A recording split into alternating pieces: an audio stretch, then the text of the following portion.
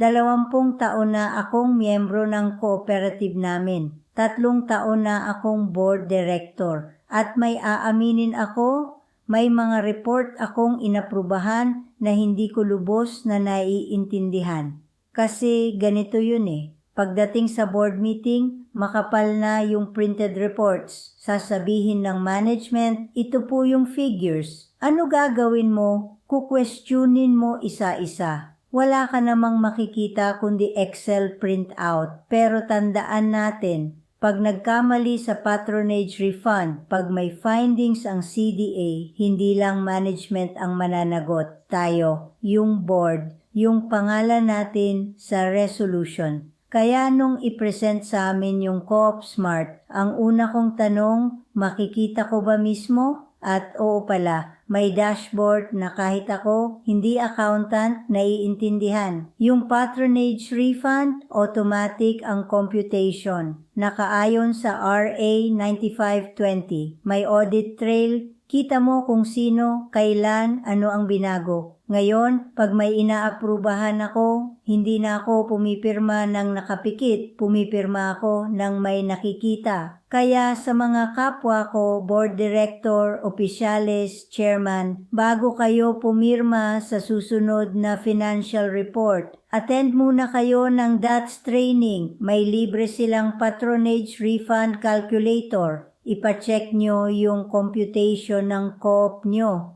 Comment lang kayo ng co-op, ipapadala ko yung link. Kasi yung tiwala ng mga miyembro sa atin, yun ang pinakamahalagang asset ng cooperative. Ingatan natin.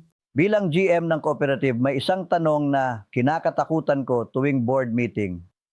Sir, sigurado ba tayo sa figures na to? Kasi ang totoo, hindi ako laging sigurado. Yung reports namin, manumanong pinagtatagpi-tagpi galing sa iba't ibang Excel files. At alam nyo, yung pinakamahirap, yung CDA reportorial requirements. Tuwing unang quarter ng taon, yung buong opisina namin nasa gera. Yung CAPR, yung audited financial statements, yung mga annexes, hahabulin mo yung deadline, tapos madidiscover mo na hindi nagtutugma yung figures sa 3 magkaibang file. Isang beses, muntik na kaming malate, at alam natin lahat kung ano ang kapalit nun. Penalties, findings, at nakataya yung Certificate of Compliance ng co-op. Pag nangyari yon, hindi yung spreadsheet ang tatawagin ng board, ako. Kaya nung inadapt namin yung Co-op Smart, hindi yung tech decision para sa akin. Governance decision yon. Isang system para sa member records, loans, share capital, patronage refund, lahat naka-record ng tama sa buong taon, hindi tinatambak sa year-end. Kaya pagdating ng CDA reporting season, hindi na kami nagsisimula sa zero. Yung mga figures na kailangan sa CAPR,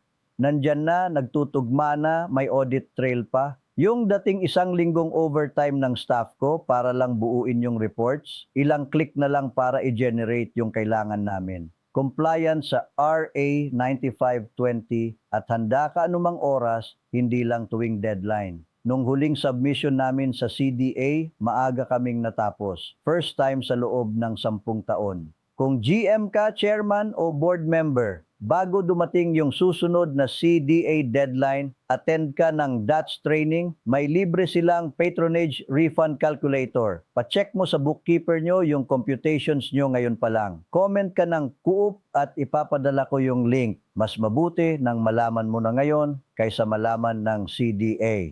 I'm our Coop treasurer, and CoopSmart makes real-time financial tracking easy. I approve patronage refunds fast, track member data and analytics in one place, and it saves us hours.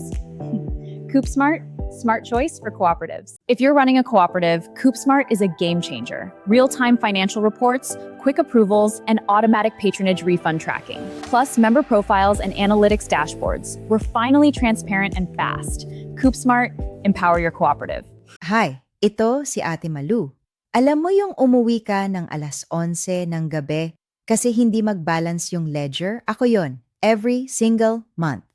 15 years na ako sa cooperative namin. Every year end, kalat ang Excel files ko. Version 1, version 2, final talaga. Tapos isang beses, may member na nag-question sa patronage refund niya, hindi ko ma-explain agad, nasa 3 magkaibang file yung records niya, nakakahiya. Tapos, na-try namin yung Cope Smart. Nalaman ko to noon umattend ako ng DATS training. Honestly, nag-doubt ako. Akala ko kailangan ng IT department. Pero member records, loans, share capital, patronage refund, isang system na lang. Automatic yung computation, compliant pa sa RA 9520. Noon, 3 araw yung year-end preparation. Ngayon, ilang click na lang. Sabi nga ng treasurer namin, bakit ngayon lang natin to ginawa? Kung bookkeeper ka, treasurer o GM ng co-op, may libre silang patronage refund calculator. I-try mo muna yon para makita mo kung tama ba computations nyo. Attend ka ng DATS training para ma-access mo yon. Promise, sana nalaman ko to 10 years ago.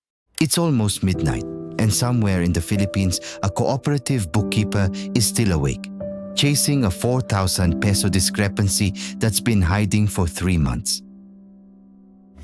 Kung treasurer ka o chairman ng co-op mo, alam mo ang gabing to. Loans sa notebook, deposits sa Excel, receipts sa shoebox. Month end takes a week, and it still doesn't balance. Then a day comes and a member asks, paano ninyo kinumpute ang patronage refund ko? And you can't answer with confidence because hindi ka rin sigurado. Introducing Co-op Smart, the management system built for Philippine cooperatives aligned with RA 9520. Every transaction recorded once, Here's your updated report, Mr. Cruz. reflected everywhere, automatically. Member balances in 5 seconds, hindi 5 days. Financial reports in 1 click. Patronage refund computed automatically. Transparent and compliant. Audit-ready books, 365 days a year. When the auditor arrives, you don't panic.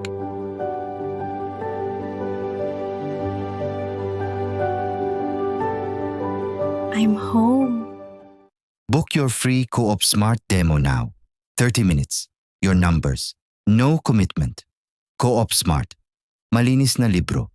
Malinaw na kinabukasan.